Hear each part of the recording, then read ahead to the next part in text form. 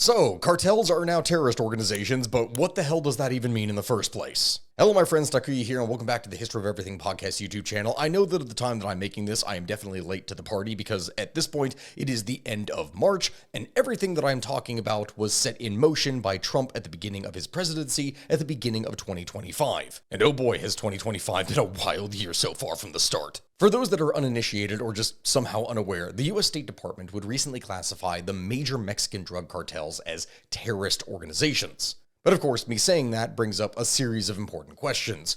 What does that really mean? Does it actually change anything when it comes to how cartels operate or how the US operates in the first place when treating them? What even is a cartel in the first place? And at the same time, could being labeled as a terrorist group actually be beneficial, or is it something that is just going to straight up hurt the cartels? Well, my friends, answers to these questions and more are going to be coming up right after it is that I talk about my sponsor.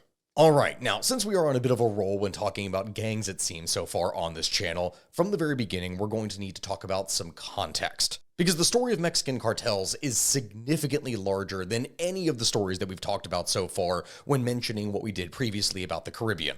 This is a story that is filled with violence and outlaws, which I hope at this point should probably be obvious. We're literally talking about cartels. From the early days, so you understand what it is that I'm talking about, with Mexican farmers rebelling against strongman rulers such as Porfirio Diaz, the seat of power in Mexico has always been situated in or around Mexico City. But if one goes and takes a look at the map of Mexico, you're going to realize this is not only a very large place, but it is a very long country in the first place. And all those farmers that are in the more western and remote provinces of the country have always had a rather, how do I put this, tenuous relationship with authorities, we should say. For a good frame of reference, I want you to basically imagine American bootleggers during the Prohibition era. These guys would in all likelihood have kept farming or tending their own land, but it proved to be just way more beneficial to them to start smuggling booze. The same thing pretty much goes for Mexican farmers that would eventually form the first cartels. So how did the Mexican cartels really begin then? Well, actually, I already mentioned the beginning of it. It did start with Prohibition. But everyone, before as we jump into today's episode, I would just like to thank today's sponsor, Saily, and simultaneously mention that this is actually an amazing product for when I go and lead my trips abroad. Like genuinely, no paid endorsement required, that it's genuinely a useful thing if you're going to travel with me. Now, why do I mention how nice this is? Well, if you've ever actually gone abroad before and been in a location where you don't have an internet connection, you're not able to communicate with either the people that you are with or get help in the event that you actually need it, or even do something as simple as translate a menu because you have no internet connection, you'll understand the difference that a local SIM card can actually make. With Saily, an eSIM can be installed only once, eliminating the need for users to install a new eSIM for each different country. As for the number of countries that I'm even talking about in the first place, well, with Saily, you're talking about plans in over 190 different ones. Which, hey, I mean, the whole thing is really nice and convenient. You don't have to wait around in an airport in order to try and get the connection in the first place, and simultaneously, you don't have to worry about scammers that are oftentimes waiting outside of these things in order to be able to prey upon you as a tourist. With Saily, there's no more wandering around looking for a public Wi-Fi spot. With an eSIM, you're always connected, and all Saily eSIM plans are compatible for iOS and Android devices. If for whatever reason your device isn't eSIM compatible, you'll get a full refund, and always 24/7 support is available. And so yeah, really there's not much else to say. This thing is just genuinely very useful, so I highly recommend that if you want a further discount on it, make sure to go to saily.com/ofeverything and use my unique code ofeverything to get an exclusive 15% discount on Saily data plans. Again, make sure to use code ofeverything at checkout. Download Saily app or go to saily.com/ofeverything. You see, it's kind of unnecessary to go too far back in history because everything when talking about the cartels really does begin with the Prohibition era. This is something that brought a need for finding those who could get a hold of substances like alcohol in the states along the US-Mexico border. And it ended up being way easier to just get booze smuggled across that border than to run it across several state borders and then through various different law enforcement jurisdictions. Go figure, it was just way harder to actually control anything during this time. The connections that were established during this time with the Americans who had the cash to pay for such services ended up proving to be the foothold that would allow these Mexican farmers to have access to a market that was much larger than that of their homeland, the entire United States. Of course, I'm sure that already a bunch of people in the comment section are going to be stating, but wait, Stack, the Prohibition era ended, and with that, alcohol came back legally. You would think that at this point, these guys would be out of customers, right? Well, maybe that might have been the case, except for one of history's greatest coincidences. You see, at the time that I'm talking about here, there existed a man by the name of William Randolph Hearst, who was a newspaper publisher extraordinaire, and he dealt with a lot of paper. Now, Hearst had heard that a new technological development would allow industrial hemp to be used as a kind of cheaper alternative to wood pulp in paper production. So it is that he threw his very considerable influence behind legislation to highly tax marijuana. And Mexico just happens to be one of the world's best climates in which you can grow marijuana, and it was already one of the world's largest producers of that and hemp in the world. As you can probably imagine, this would piss off a country that was largely agricultural, and so Mexican President Lázaro Cárdenas would go and respond in 1938 by attempting to place production of narcotics in Mexico under state control. Which, yeah, it's kind of it's not exactly a new one, but that is a very big thing to just do. I mean, I already talked about Syria and its own drug production here. Either way, the US would then shoot back with an embargo against all medicinal products that came from Mexico. Of course, this is not necessarily something that was going to last very long, as World War II would occur, which would block or at least interfere with normal Turkish and European supplies of products such as opium, marijuana, and heroin, which were needed for the production of morphine, specifically for the war front. So it was then that during the war, the US had to increasingly rely on Mexico in order to be able to shore up its supplies of these substances for non-recreational uses. And again, I need to stress this, for non-recreational uses. We are talking about medicinal substances specifically being utilized for the armed forces. Throughout this time, Mexico, as a result, would ramp up its production of both poppy as well as hemp. Fast forward a little bit of time, and in the 1960s, the American Cultural Revolution was in full swing, and suddenly, these smugglers had way more demand than they could even supply. Hippies were traveling throughout the country, and many of them would partake in herbal remedies, we will say. By the end of the decade, many of these smugglers had become rich. In 1968, the Bureau of Narcotics and Dangerous Drugs would be formed by the US government, and 5 years later, the DEA, the Drug Enforcement Agency, would then be founded. At this point, the United States war on drugs had begun. Now, of course, when I go and explain all this, that is skipping over quite a bit of detail, but that builds up the general frame so you understand the background of what it is that we are talking about. It's also something that is kind of relevant for today's day and age because considering what is going on down at the US-Mexican border, one of the arguments down south has been specifically to beef up border security in order to be able to go and stop the transmission of illicit drugs. For historical reference, one of the first things that was done to fight drugs was to tighten up the border. In fact, in 1969, U.S. Customs Department Commissioner Miles Ambrose would order that every single vehicle crossing the Mexican border be subjected to a 3-minute inspection, which was a pretty strong step. But what happened as a result? Well, the whole thing was a kind of unmitigated disaster. It took pretty much less than 2 weeks for this policy to destroy enough cross-border trade and business that it was very quickly changed back before significant portions of the local economies would utterly collapse. Now, that's not to say that security went away entirely. No. In fact, they had heightened security on the border ever since then, and especially after 9/11, but they've never gone back to the point of inspecting every single vehicle with such a high level of scrutiny. Either way, back to the smugglers. At this point in history, you need to understand that Mexican farmers had basically discovered that by growing marijuana and other substances, that they could bring in up to 40 times as much income as they could from growing, well, pretty much any other legitimate crop. If you were a dirt poor farmer, you'd probably consider it yourself. And so, as the 1970s rolled in, so did heavy demand for illicit substances such as marijuana, but then also simultaneously cocaine. And this substance, my friends, that is one of the true beginnings of the origin of cartels. Now, originally, cocaine had been transported primarily by planes flying from Colombia or Peru, and then they would stop off typically in the Bahamas before heading north to Florida. When the US cracked down on this avenue of smuggling, smugglers would approach Miguel Angel Felix Gallardo and the Guadalajara Cartel. Hailing from Culiacan, Sinaloa, Gallardo had started his adult life as a Mexican federal judicial police agent. He was originally one of the Federales. He even was a bodyguard for the governor of the state of Sinaloa. He was, in fact, by this logic, so close to this official that he was made the godfather of the governor's son. And so, due to being so trusted by this man, when the governor got involved in corruption, Gallardo was his right-hand man. Some years passed, and his level of involvement with corruption and smuggling would reach such heights that he just basically switched over to being a smuggler full-time and abandoned all pretenses of an honest life altogether. And from there, he'd made a few powerful friends. As an example of this, we have Rafael Caro Quintero and Ernesto Fonseca Carrillo, who had been former associates of Gallardo when he first started criminal activities as part of the Avilles, this being a criminal organization when they were all young. He remembered their loyalty and decided to bring them in on the ground floor of a new criminal organization that would pretty much dwarf anything that Mexico had ever seen before. They would become known as the Guadalajara Cartel because that was the primary city that they would operate out of. Now, as I previously explained with the whole thing about cocaine, by this point in time they had made some crucial connections with the Colombians, whose smuggling routes for flights across the Caribbean had just been shut down.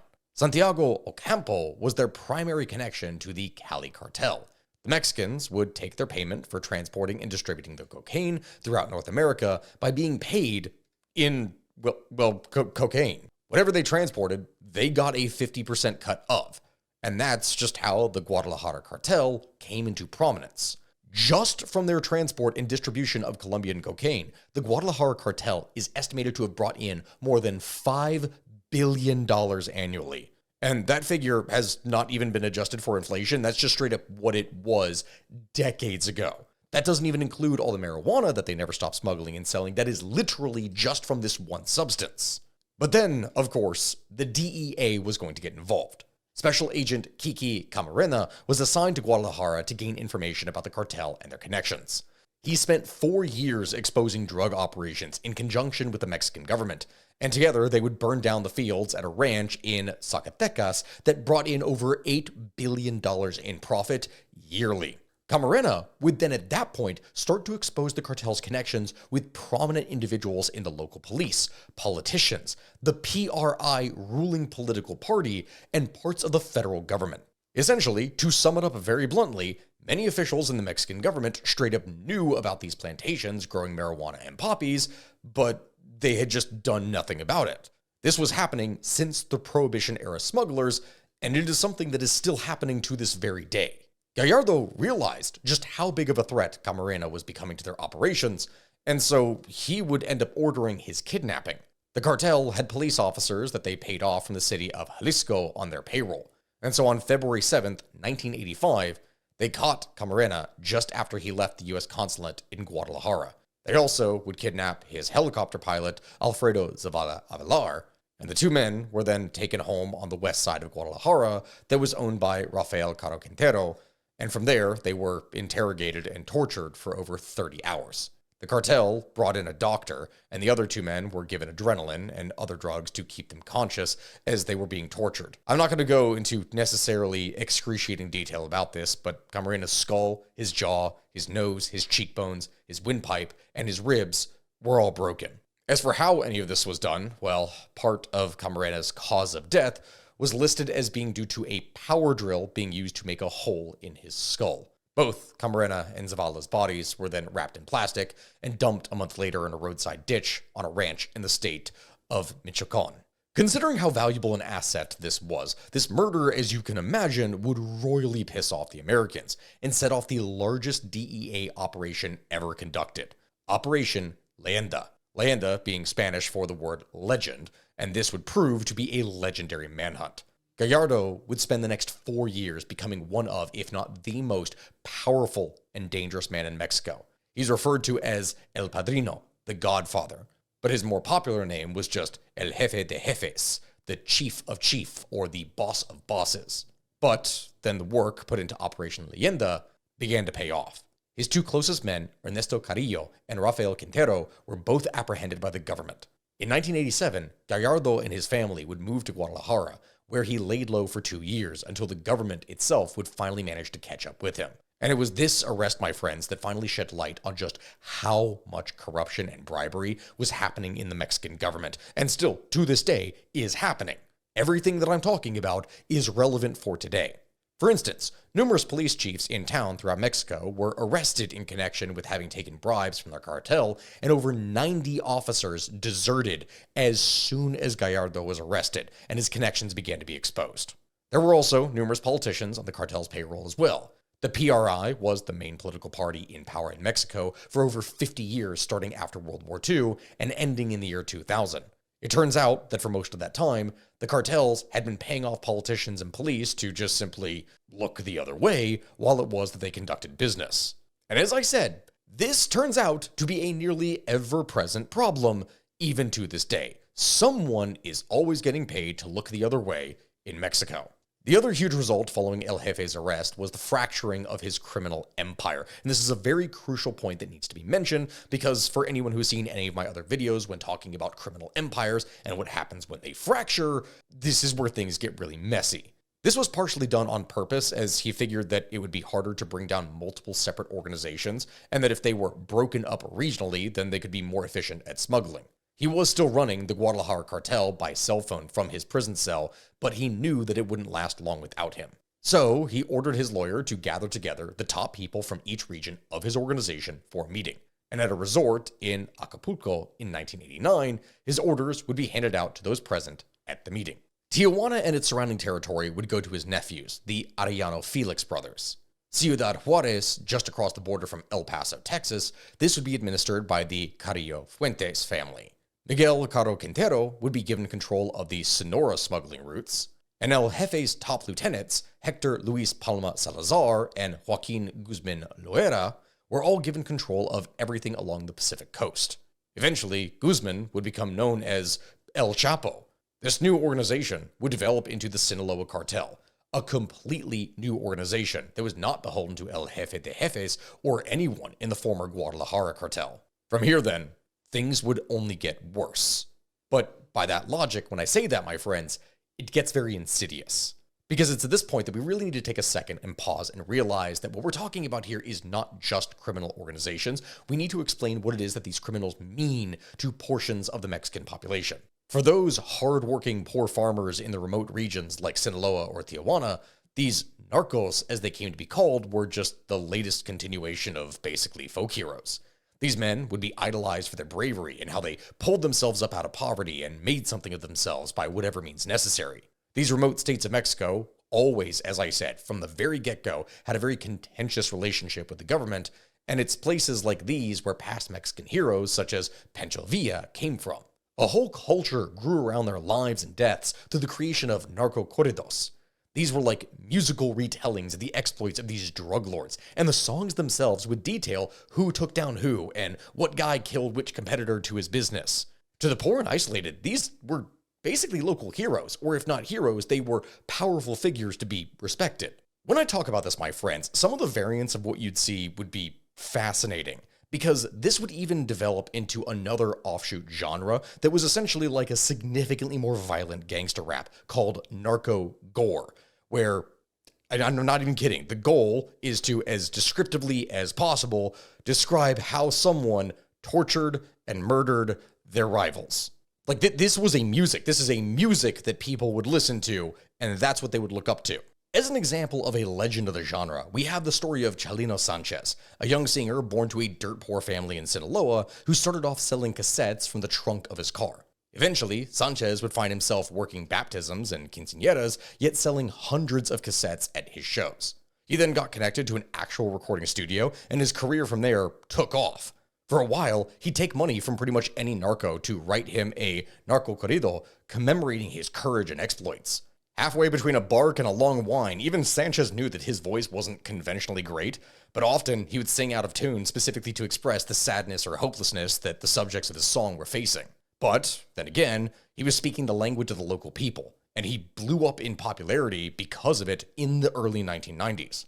Basically, a whole genre developed trying to emulate Sanchez and other artists. Sanchez himself would survive a near-fatal shooting at a show in Coachella, California in January of 1992, which, mind you, had sold out 6 hours before he had arrived. On May 16th of that same year, Sanchez would be playing a show in Culiacan, the capital of the state of Sinaloa. At one point, someone from the crowd handed him a note. As he read it, visible concern and stress would spread across his fate, and for a few terrifying moments, he began visibly sweating during it. It is commonly believed that this note was given to Sanchez to inform him that someone was on their way to kill him. So what did he do? He put the note in his pocket, and he kept on singing. He wouldn't let down his fans just because of a random scrap of paper, but Sanchez knew his time was coming. He'd recently given away most of his guns and sold the rights to his music in order to buy his wife a new house. That night, a group of black suburbans would pull him and his friends over. They claimed to be state police and said their commander wanted to speak with him. Gelino would agree and got into one of the vehicles. The next morning, his body was found in a ditch next to the highway just outside of Culiacan. So it was then, my friends, that just like Buddy Holly, John Lennon, and Kurt Cobain, another singer was lost at a young age before it is that we could even see what they were truly capable of.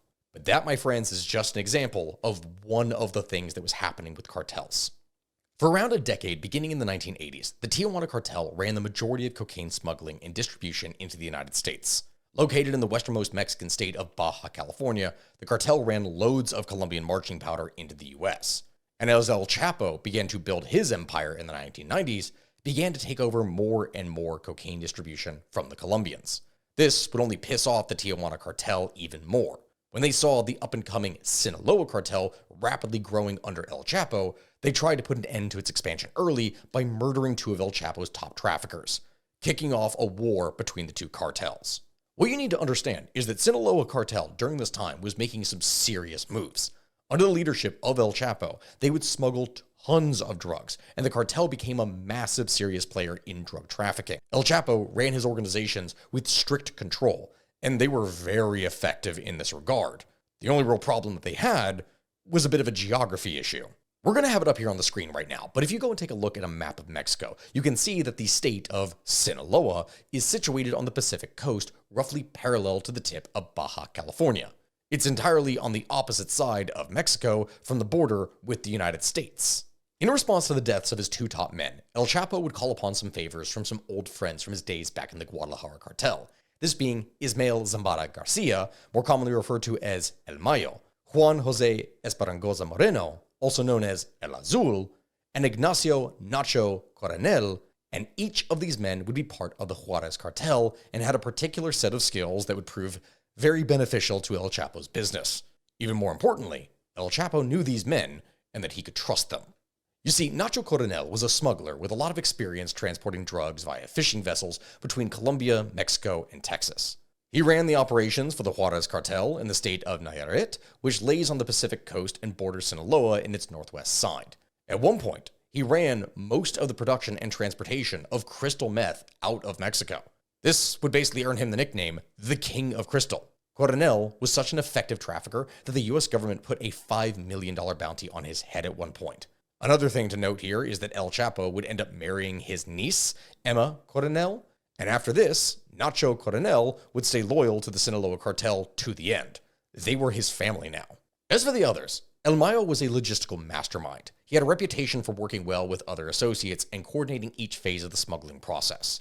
More of his product hit American streets than almost any other high-level trafficker at this point because he paid attention to all of the smallest details and was always planning ahead. He had worked with the Juarez cartel and the Carrillo Fuentes family for years, yet he retained his own autonomy and ties to cocaine suppliers from Colombia that he brought over with him when he joined El Chapo. Something to note about El Mayo is that really up until the year 2024, he had never been apprehended by either Mexican or American authorities. The man was a ghost, and actually, in the end, only ended up getting caught because he was tricked and betrayed. But we're going to be getting into that later.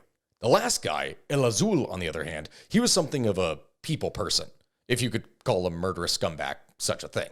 El Azul's role in the Juarez cartel was that of a negotiator, and he was responsible for forging alliances with Peruvian and Colombian drug suppliers. He was also a dispute arbitrator within the cartel and was credited for organizing a peace agreement with the Gulf cartel in northern Mexico. He was the closest thing to a diplomat that you could find in the world of, well, drug lords. He learned directly from Amado Carrillo Fuentes, leader of the Juarez cartel, who was his mentor in his younger years. Eventually, he would actually become Carrillo's second in command. On that note, Carrillo was known for his use of disguises to evade law enforcement. In 1997, Carrillo would, in an attempt to throw off both the US and Mexican authorities, actually undergo plastic surgery in Mexico City. After that, he was planning to relocate out of Mexico. But unfortunately, he actually ended up dying of a heart attack on the operating table that was caused either by a faulty respirator or perhaps an overdose of tranquilizer. We don't really know. Either way, of course, the death of a boss would create a power vacuum, and several different parties would vie for power. Because there were two brothers and a nephew of Carrillo in line ahead of him to take over as boss, El Azul realized that at this point, it was time to relocate. And it just so happened at that point that El Chapo came calling for his assistance at that same time. Here then, both Nacho Coronel and El Mayo would both switch teams as well and join the Sinaloa cartel under El Chapo, creating the organization that became absolutely infamous.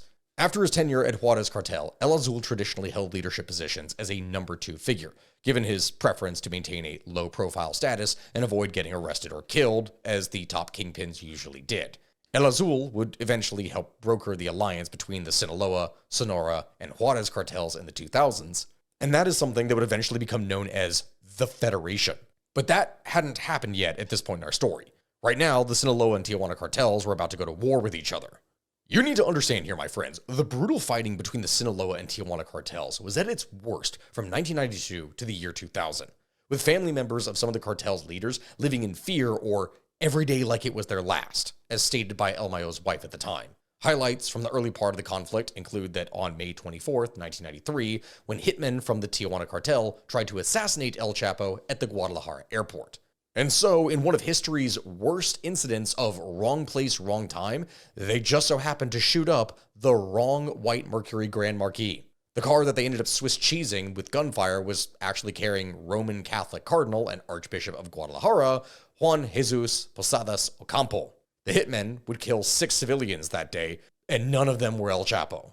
It sounds brutal, and it really is, but what makes this whole case even worse is that El Chapo really looks nothing like the Archbishop, and he was shot and killed from about 2 feet away. How these hitmen did not realize that the person in front of them was a priest and not a drug cartel leader is, well, anyone's guess. Like, this guy was even wearing a cardinal's robes with a large cross on his chest.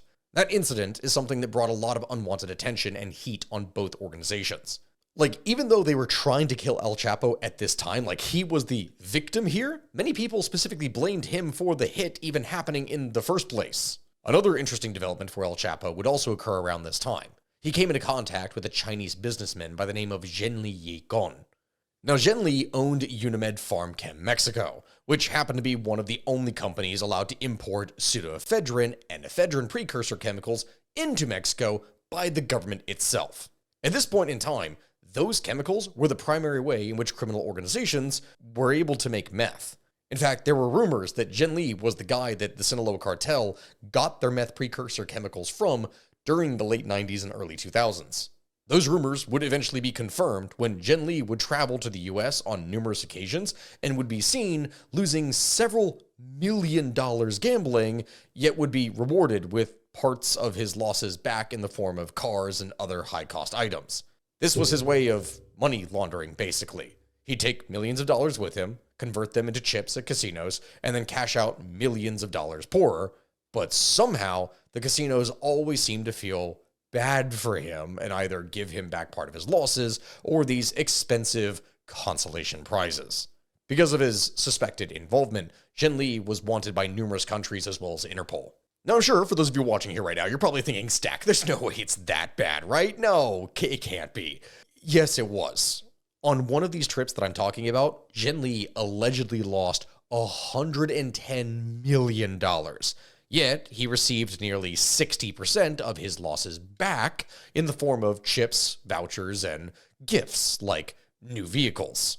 In March of 2007, the Mexican government would decide to raid his home, and they found over $200 million in cash that was just, and I'm not even kidding when I say this, stacked up around all of his house. They also found millions of dollars in pesos and some other currencies as well.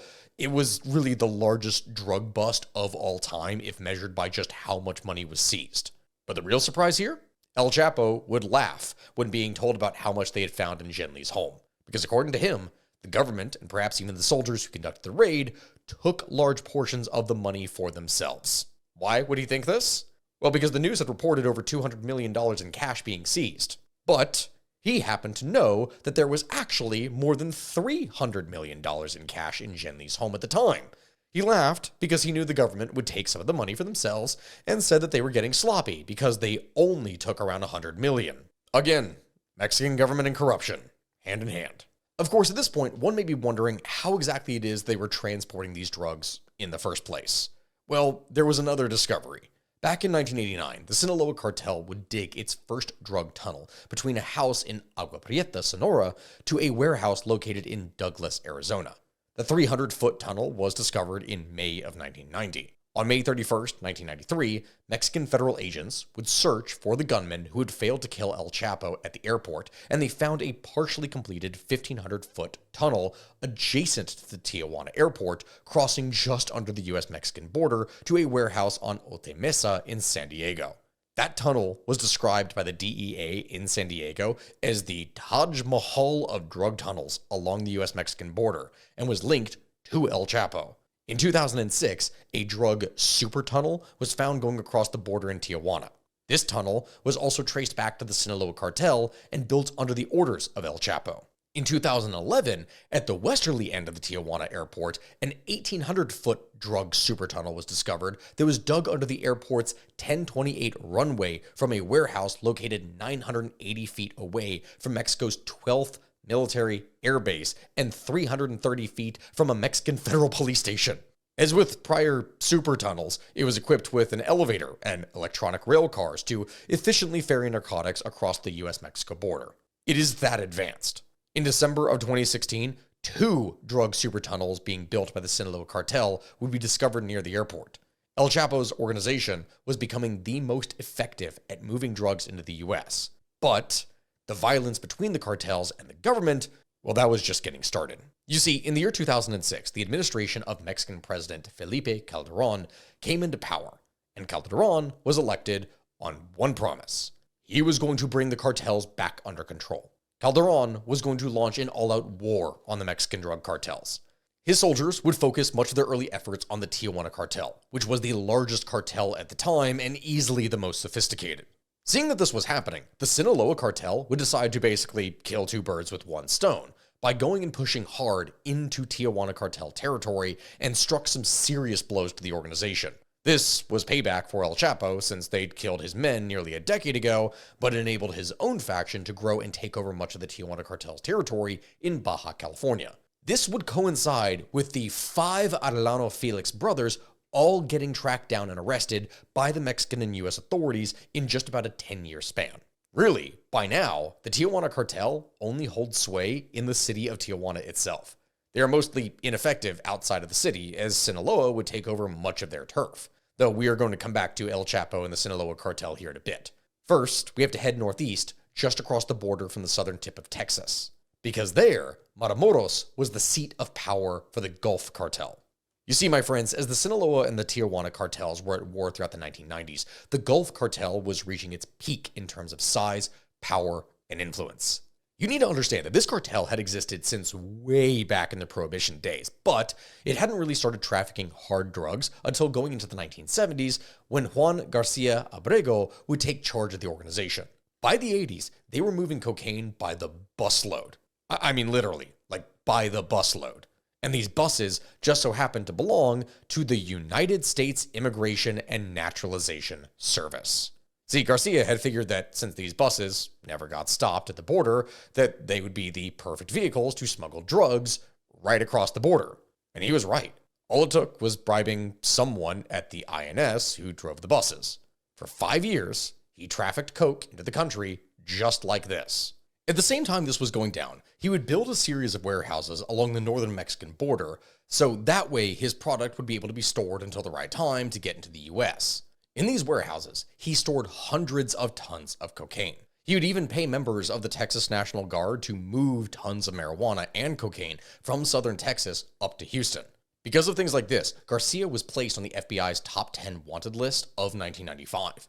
And Garcia was the very first drug trafficker to make the list, and he wasn't going to be the last. Through these efforts, Garcia was able to help the Colombians launder millions of dollars. For a brief period, the Gulf Cartel moved so much cocaine into the US that it was estimated in 1994 that they were handling a third of all cocaine shipments into the United States. The Mexican Attorney General's office estimated that at its peak, the Gulf Cartel was worth around $10 billion or more. Everything was going right for the Gulf Cartel. That is, until January 14th, 1996, when Juan Garcia Abrego was arrested in Monterrey, Mexico. He was almost immediately extradited to the United States, and from there would stand trial 8 months later. It was found that he'd escaped apprehension for so long, specifically because he'd been paying bribes to politicians and officials on both sides of the border. In fact, he paid so much in bribes, the Mexican Deputy Attorney General, who was also in charge of the federal police, had made more than $9 million by himself from money paid in bribes by Garcia and the Gulf Cartel. Garcia ended up being convicted on 22 counts of money laundering, drug possession, and drug trafficking. At this point, he is currently serving 11 life sentences at USP Hazleton, a high-security prison in Preston County, West Virginia. Until something changes, that is where his story likely ends.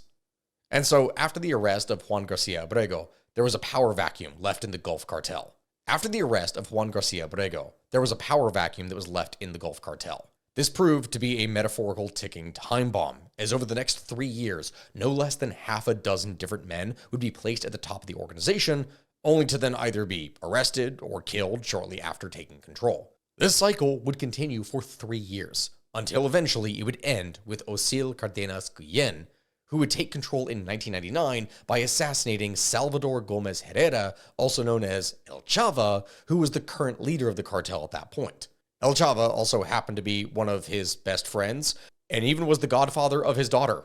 So yeah, that's how things go in the cartel. Killing El Chava gave Cardenas one of the wildest nicknames in all of history, Mata Amigos, the friend killer. Now, Cardenas was not playing around when it came to fighting against other criminal organizations in the military. He also had seen how many times leaders of cartels got arrested or assassinated recently, with, one of those being him who literally just did that. And he must have said at that point, well, I may have done it, but it's not going to be me, because he would then go and contact Arturo Guzman de Sena, an army lieutenant that was friendly to the cartel, whom Cardenas ordered to find the best men possible. Their job was going to be to serve as his personal guard, as well as the armed paramilitary wing of the cartel. Guzman deserted the army and brought 30 men with him, most of them Mexican Special Forces soldiers. Now, how do they convince Special Forces soldiers to switch sides and join the cartels? Well, it's very simple. They offered to pay them over 10 times as much as they would have made in the military. Seems pretty reasonable. Now, Guzman had gone by the radio call sign Z1 when he was in the Mexican Federal Judicial Police, also known as the Federales. In Spanish, the letter Z is pronounced Zeta, and so they named the new group Los Zetas in his honor, for anyone who's curious as to how the name of that organization came into being. At first, the plan that Cardenas had hatched really did work. Los Zetas grew in strength. They kept the military away from him and took out enemy gang members in great numbers. Los Zetas grew in size as well as importance to the overall organization. They began to organize kidnappings, impose taxes, collect debts, and operate protection rackets. They also controlled the extortion business and secured cocaine supply and trafficking routes known as plazas, or zones. Everything, at this point, seemed to be going great for Cardenas and the Gulf Cartel. That is, of course, until on November 9th, 1999, when Cardenas and his group of men held 2 US DEA agents at gunpoint and threatened to kill them. He very nearly did kill them, but the agents made sense when they said that if he killed them, it would bring so much heat down on them from the United States and Mexican governments that he let them go, telling them that he was going to kill them if he saw them again. What happened after that, you may wonder? Well, they didn't go away. In fact, so much heat came down on them from the US and Mexican governments anyway. What's really kind of funny and entirely ironic when I talk about this is that before the incident, Cardenas wasn't really considered a very big player in the eyes of the US or Mexican governments, but suddenly, this incident launched both his reputation and his notoriety into orbit. Shortly after this incident, both the FBI and the DEA would put charges against Cardenas, and they would put a $2 million bounty on his head. It's around this time period then, near the turn of the century, that the violence amongst Mexican drug cartels began to get really horrific. I already had been describing some of the actions of Los Zetas, and they began the tradition among the cartels of executing members of other gangs or perhaps the local police, and then leaving notes on them for the public and the government. These notes became known as the Narco banners. Their executions would include sadistic torture, and when people mention cartel execution videos online, these are the first guys that were making such videos. Like, they really ratcheted up the level of violence and how gruesome the violence itself was, to the point that I'm concerned about the monetization of this video on YouTube here right now with everything that I've already been describing. I don't know if anything that I am saying now is allowed to be said. As such, this whole thing was kind of like an arms race, with other gangs and cartels following suit and leaving their own messages attached to bodies in the street or hanging from bridges. Some even tried to replicate the success of Los Zetas, and in response to the rising power of the Gulf Cartel, the rival Sinaloa cartel established a heavily armed, well-trained enforcer group known as Los Negros. Yes, I know what the comment section is going to say here. The literal translation is the blacks. But this wasn't a racial thing. Despite the goal of establishing a rival military organization, which was technically something that was done, these individuals were not trained military special forces soldiers, and so they had less success than the Los Zetas ever did. Again, when I go describe this, everything was still going great for the overall organization, which was referred to internally as La Compañía, the company. But then their luck changed. It started in November of 2002, when Arturo Guzman de Sena, founder of Los Zetas, was killed by Mexican special forces during a wild shootout in the streets of Matamoros. To make matters worse, after a 3-year-long investigation and being placed on the FBI's top 10 most wanted list, the military found Cardenas in Matamoros, just across the border from Brownsville, Texas. The conditions were right, and they let loose an operation they'd been planning for over 6 months. Cardenas was put in a Mexican prison, but from there was still able to run the Gulf Cartel while he was locked up. Through handwritten notes passed to his lawyers, Cardenas gave orders on the movement of drugs along Mexico to the United States. He would go and approve executions, he would sign forms to allow the purchase of police forces, he would do pretty much everything that he already had been doing, just behind bars. His brother Antonio ran the Gulf Cartel while it was that he was in jail. When this was discovered, the Mexican government had him extradited to the US, where he was then sentenced to 25 years in a Houston, Texas prison for money laundering, drug trafficking, and death threats to US federal agents. Technically speaking, things could have still continued to operate, but the cracks were beginning to show in the organization.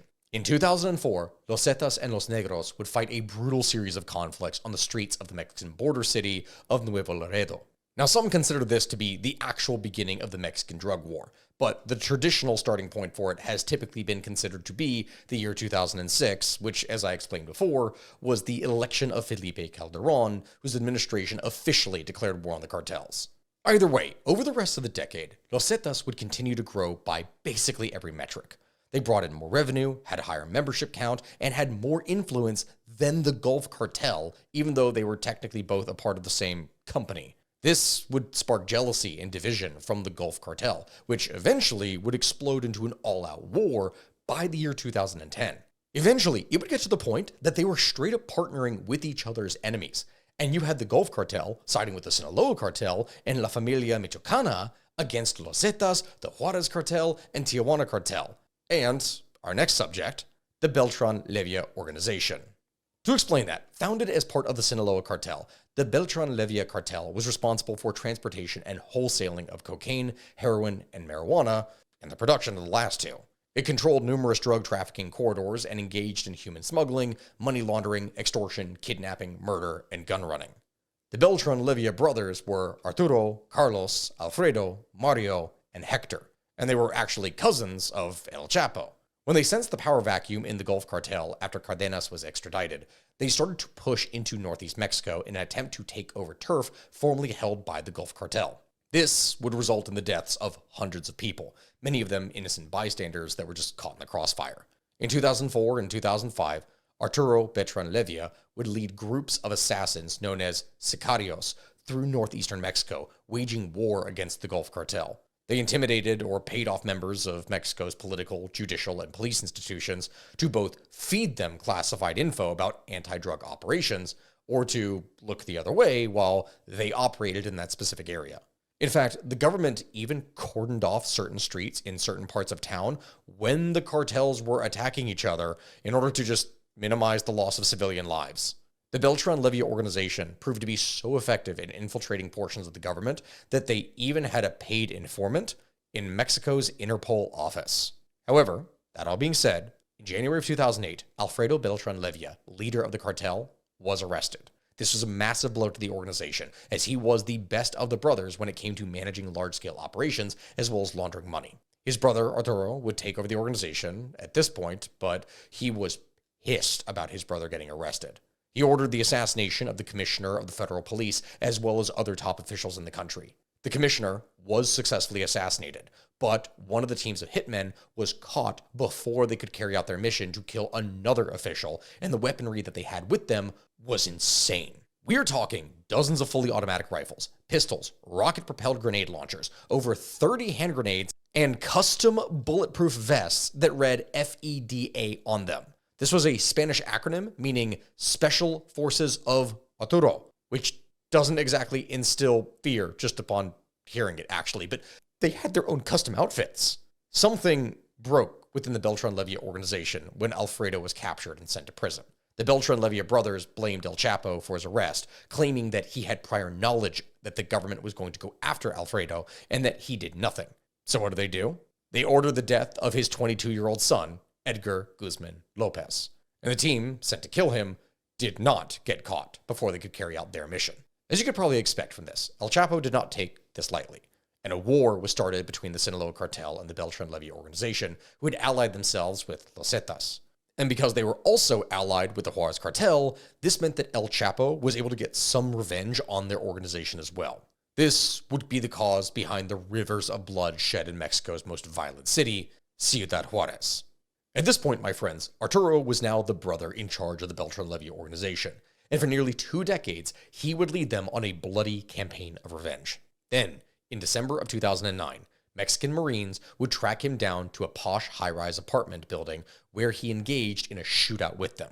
Unfortunately for him, no matter who it is that he called out to come and assist him, they weren't able to reach him. At least not this time. Because this time, the Mexican government hadn't just sent a couple dozen guys. No, they sent over 200 Marines to capture him. After a standoff lasting a couple of hours, Arturo Beltran Leyva would be taken down by a hail of gunfire like a true narco of legend. The rest of the Beltran Leyva brothers didn't exactly respond well to their brother dying. They found the identity of one of the Marines involved in the shootout that had killed Arturo. They then sent hitmen to his funeral, who then followed his family back home to his mother's house before taking out his mother, siblings, and his aunt just hours after the Marine's burial. It was revenge at its most base level. In February of 2010, the violence would explode, and Los Zetas and Beltran Leyva would take on the alliance of the Gulf, Sinaloa, and La Familia cartels in the streets of Reynosa in the state of Tamaulipas. You remember Los Negros, the special paramilitary wing of the Sinaloa cartel that was created to compete with Los Zetas? Well, they happened to be just under the control of the Beltran Leyva brothers, and when they splintered off from the Sinaloa cartel, they took Los Negros with them. But this ended up not actually being so much of a problem because they had done all of this during the hardest crackdown of Calderon's presidency, and the organization brought a ton of heat down upon themselves when they murdered the Marine's family. Within 2 years, most of the Beltran Leyva organization was utterly shattered and its members apprehended. In 2014, authorities would apprehend Hector Beltran Leyva, but by that point, the cartel was so weak that it basically had zero influence and very little power.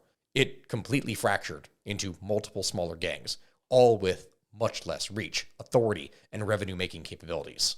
So it was then that the early 2000s was a nightmare for the Beltran Leyva folks. But how were Los Zetas doing, you may wonder? Well, they were the strongest and largest gang in Mexico during this period.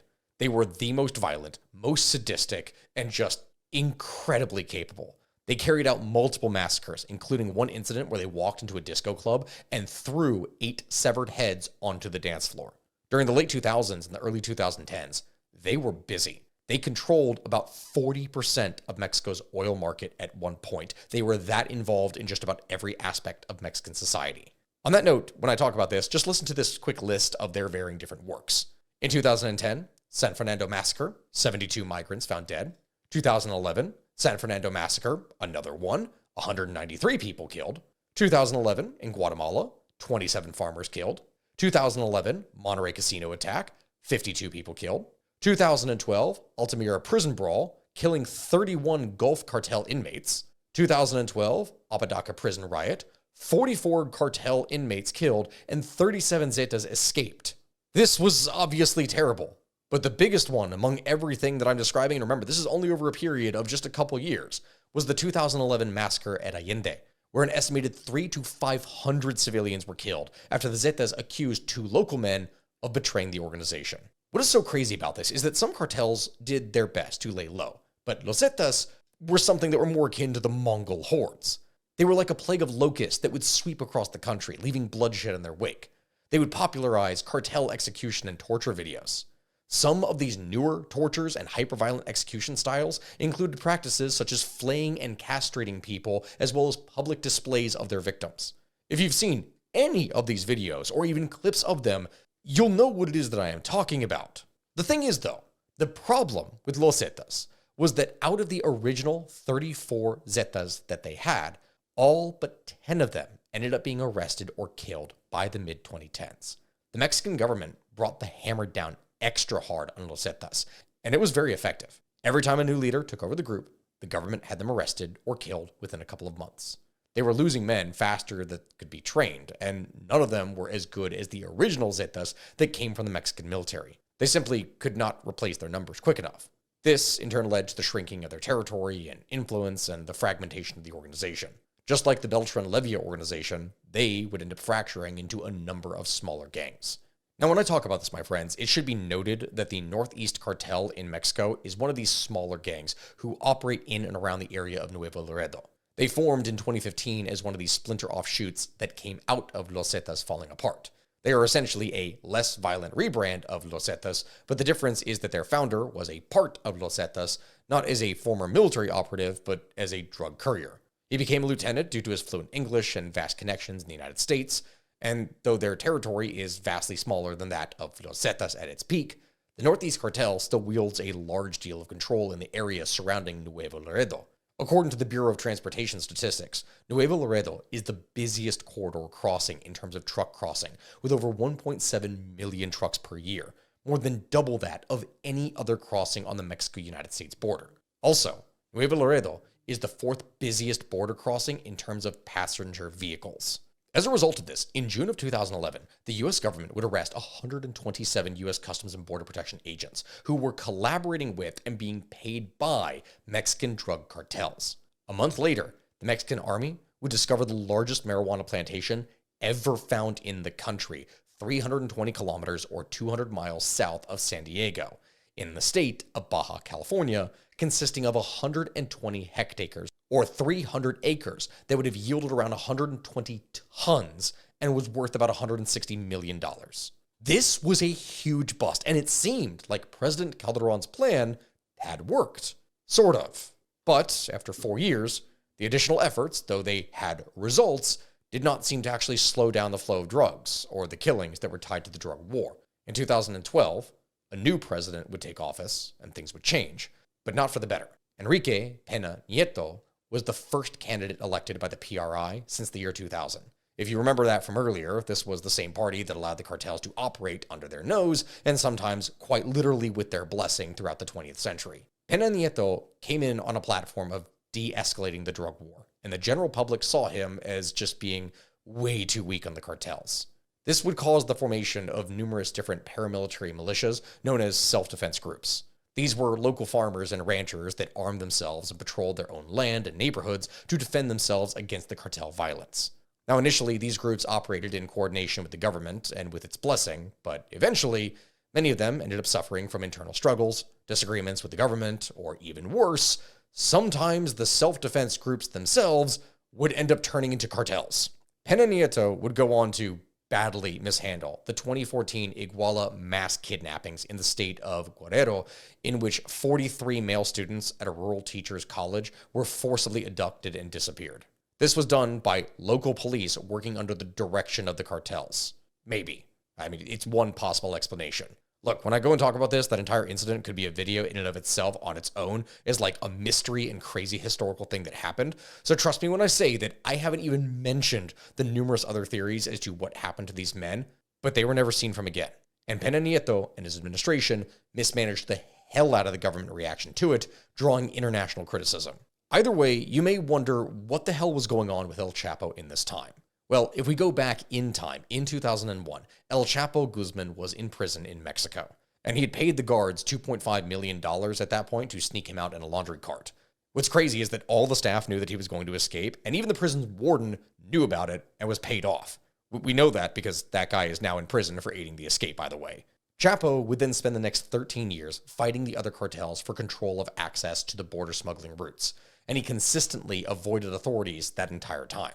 But in February of 2014, through a joint effort including the Mexican Navy, the DEA, and the U.S. Marshal Service, El Chapo was finally apprehended at a beachfront resort in Mazatlan. He was then taken to a Mexican prison. The Mexicans decided to charge him first instead of extraditing him to the U.S., and this would prove to be a mistake. A year and a half later, in July of 2015, Guzman would escape from prison again in Mexico. He did this by ordering his men to build a tunnel that led from a nearby warehouse to underneath his prison cell. Because he knew that the shower was the only part of his cell not under video surveillance, he pretended to go take a shower. Then he pulled out the shower itself away from the shower stall as it had been decaulked and loosened from the shower stall. Underneath was the hole leading 10 meters or 33 feet down to the tunnel, which also sported lighting, train tracks, and a waiting motorcycle rigged to run on tracks, which carried him quickly to the warehouse and his men waiting to rush him to freedom. This story, that is insane. And one of the craziest details about this here is that the tunnel was exactly 5 foot 7 inches tall, specifically because, get this, El Chapo is 5 foot 6 inches tall. Therefore, it would be impossible for him to hit his head on the way out of the tunnel. They were that specific. The escape, as you can imagine, was hugely embarrassing for the Peña Nieto administration and essentially ruined Peña Nieto's chances of getting reelected. El Chapo remained on the run, never staying anywhere for more than a couple of days at a time, and mostly traveling throughout the Sierra Madre Mountains. But, weirdly enough, through random chance, he happened to come to communication with Mexican telenovela actress Kate del Castillo, who he invited to come visit him.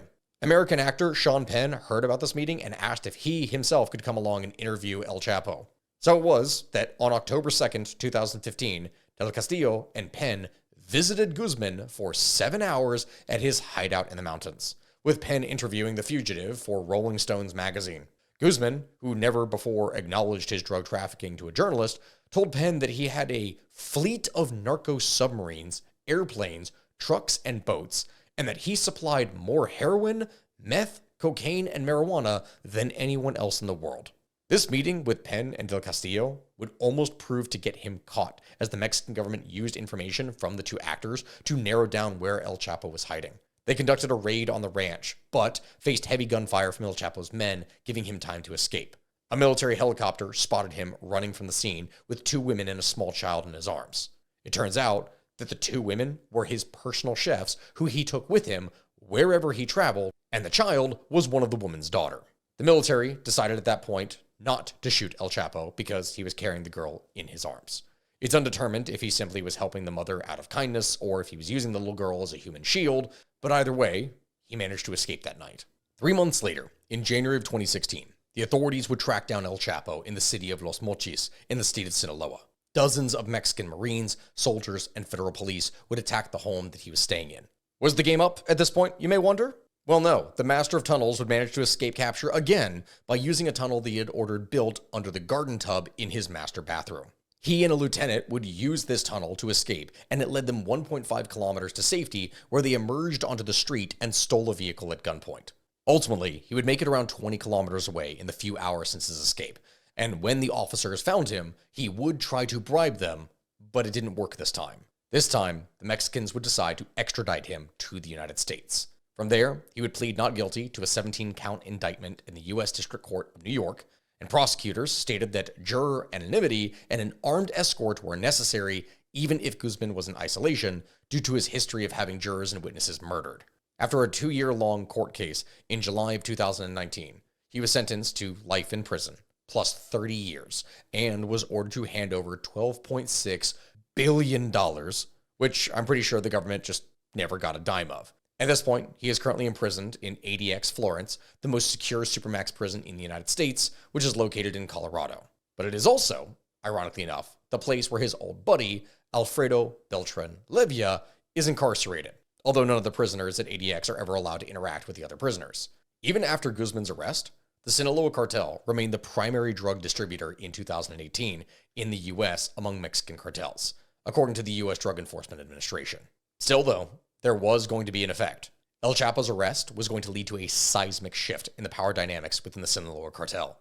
This is partially the case, of course, when cartel bosses get arrested and imprisoned due to the nature of how cartels are set up. In our video about the Japanese economy, we mentioned how Japanese companies are either vertically integrated or horizontally integrated, and Mexican drug cartels are the ultimate example of horizontal integration. Their hierarchy starts with the boss, and then below him is typically a handful of trusted lieutenants that are tasked with managing certain aspects of the cartel's business. One lieutenant might be in charge of trucking and shipping, another might be in charge of the military wing, another might be in charge of handling money and finding financial backing, another one might be in charge of the actual drug production, managing farms or harvesting or something like that, and then these lieutenants are generally given vast amounts of leeway and are essentially like vassal lords running their own little kingdoms under the broader leadership of their bosses. So, because of all the high-level decisions getting made by the big boss of the cartel and his lieutenants, all it takes for most cartels to collapse is to just take out the boss and a couple of the lieutenants, all in a short period of time, which then typically leads to the fragmentation of the cartel. That is the danger of being a horizontally integrated organization. Take out a few key pieces, and the whole house of cards starts to fall apart. Now, while Los Zetas and Beltran Leyva organization were crumbling into pieces, somewhere around 2009, our last player in the story comes into existence. Cartel de Jalisco Nueva Generación is a group that formed out of the ashes of Milenio Cartel. Nacho Coronel, who we already mentioned as one of El Chapo's right-hand men, was killed in a shootout with the Mexican army in Jalisco on July 29, 2010. Remember what I talked about with fragmentation just now? His death left a massive power vacuum in the state of Jalisco, which Nacho Coronel had controlled with an iron fist. Known by the acronym of CJNG, this new organization was led by Nemesio Osegura Cervantes, who would just go by the nickname El Mencho. In spring of 2011, the CJNG declared war on both Los Zetas and the Gulf Cartel. That put them back in the same side as the Sinaloa cartel, and they went and allied themselves against their common enemy. Over the course of the years, from 2011 to 2012, the CJNG would carry out numerous massacres, with most of their victims being actual members of rebel cartels, but their bodies being left on display with narco banners explaining that unless you were allied with the CJNG, you were going to be next. As El Mencho and his men built up their organization's strength during the 2010s, the Sinaloa cartel was going to go through some pretty extreme drama. Initially, after El Chapo had been arrested, leadership would pass to El Mayo, his right-hand man. And for 5 years, he kept the organization running pretty smoothly. But over time, El Chapo's son became a bit of a problem.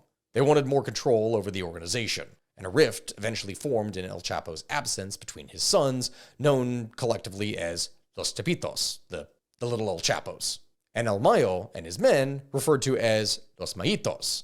Of course, El Chapo's sons had been trained to succeed him, but El Mayo had been one of El Chapo's top lieutenants for over 40 years, and those men under his part of the organization were fiercely loyal to him. This would in turn lead to brutal infighting amongst these two factions of the Sinaloa cartel.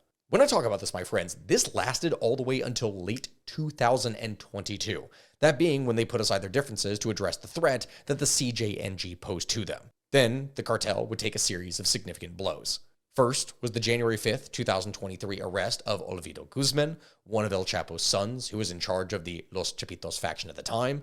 Then, in July 25th, 2024, the cartel suffered its worst hit since El Chapo got arrested when El Mayo was arrested.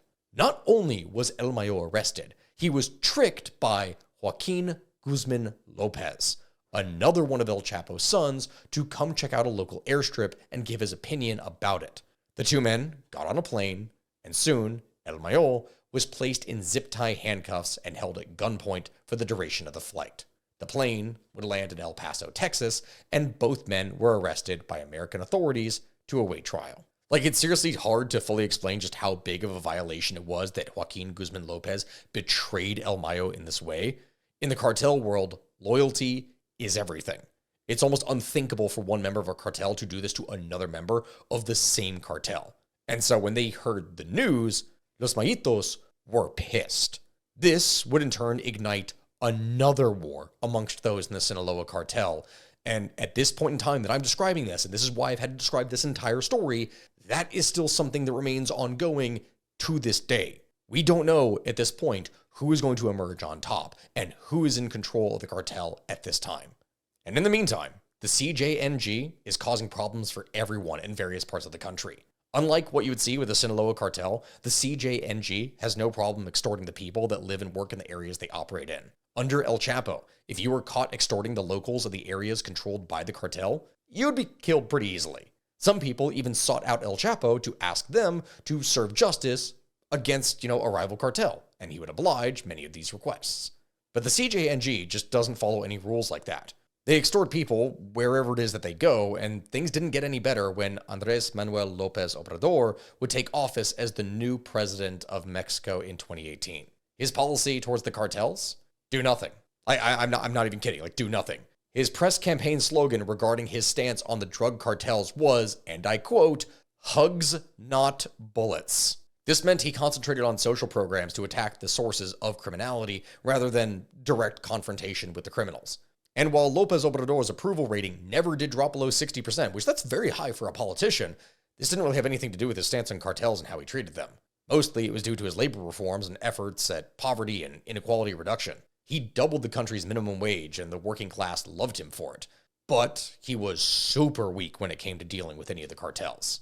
In fact, when I talk about this, my friends, there's also a persistent claim that López Obrador was actually funded by the cartels to pay for his presidential campaign with the promise that when he reached the presidency, he would go easy on them. This claim comes from DEA agents who captured a former campaign operative for López Obrador in 2010, and in exchange for a lesser sentence, this former employee spilled the beans, saying the cartel members had funneled around $2 million into his first presidential campaign with the promise that he would remember them and return the favor.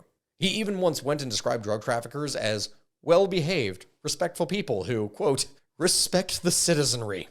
I'm not even kidding. That's, from everything I've described here today, I need you to understand the gravity of that statement. So when I say this, my friends, it is very possible that the most recent former president of Mexico, the guy in charge of the entire country, was bought and paid for by the cartel at some point in the past, though I have to stress that these are allegations, these have not been confirmed.